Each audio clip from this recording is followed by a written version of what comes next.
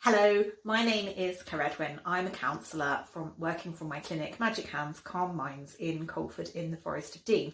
And this is a series of videos about mental health issues that maybe you don't know very much about, that you don't even realise are a thing. Today, I'm going to talk about crying. When did you last cry? It might have been yesterday, it might have been 10 minutes ago, it might have been when you were 4. Why does it matter? Well, the thing is, crying is given to us for a reason. Like all our emotions and all our bodily functions, they have a purpose. And when you're in a situation where that purpose should be fulfilled, then the appropriate thing to do is to let it. But crying, like being angry, is one of those things, it's kind of not okay, is it? Particularly if you're a woman in a workplace. Oh, it's not very professional. If a woman bursts into tears in the workplace, either she's premenstrual or she's just some kind of floopy idiot. So most of us repress any urge to cry that we have, particularly in the workplace. No, that's not a bad thing, because you don't necessarily want everybody sobbing their hearts out in the middle of the office or the shop. But that belief ends up leaking out into all other areas of our lives. So we don't just not cry at work, we don't cry at all.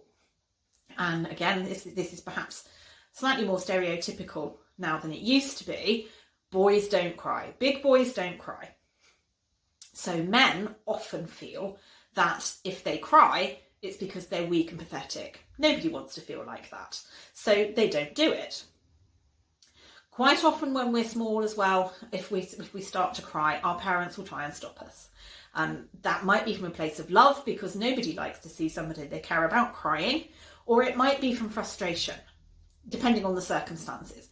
So you hear people say things like, oh, cheer up, there's nothing to cry about.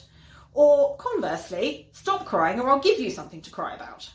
Both of which are very unhelpful. If there was nothing to cry about, you wouldn't be crying.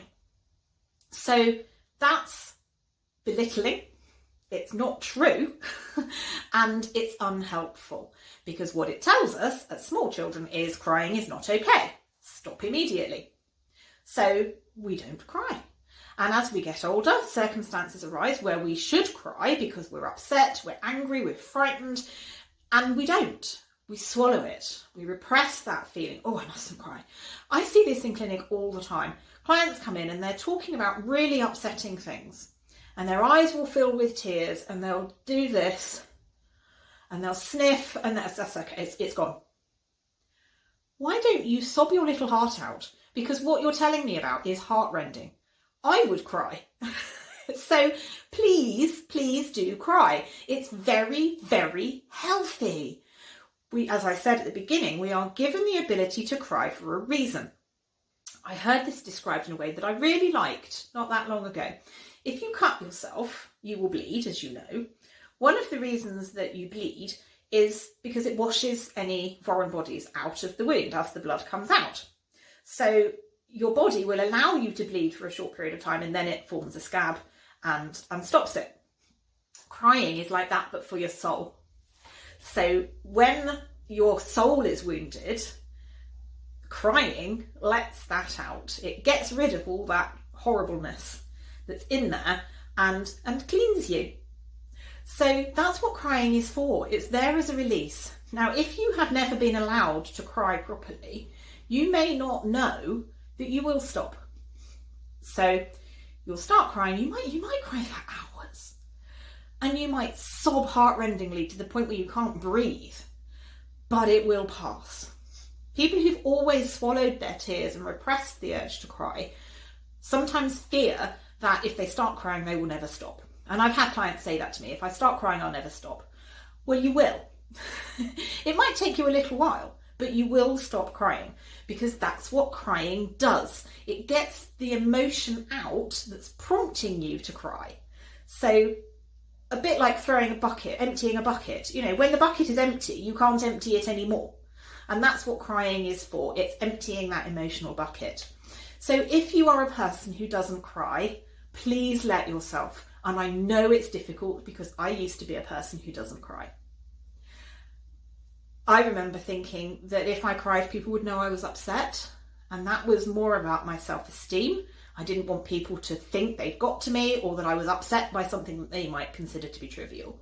So I would prevent myself from crying because I didn't want people to know I was upset. Also, if somebody has upset you and you are legitimately upset by what they've said, people with low self-esteem don't feel that they can say that because their feelings aren't as important as the other person's. And if I say that what you said to me has upset me, you'll say that it shouldn't have done, and that means I'm wrong. So that's a very unpleasant thing for somebody with low self-esteem. So again, there are lots of reasons why we don't cry, but none of them, shock news, none of them are valid. So big boys do cry. Crying is not weak and pathetic. You will stop. People won't think badly of you, and if they do, quite frankly, who cares? It's not unprofessional. It's fine. It is a natural human thing that we all do, or we all should do. So please let yourself cry if the urge comes upon you to do so. You will be glad you did. I hope you found this useful and interesting. Please feel free to share it with people if you think they could benefit. And thank you for watching. I'll see you next time.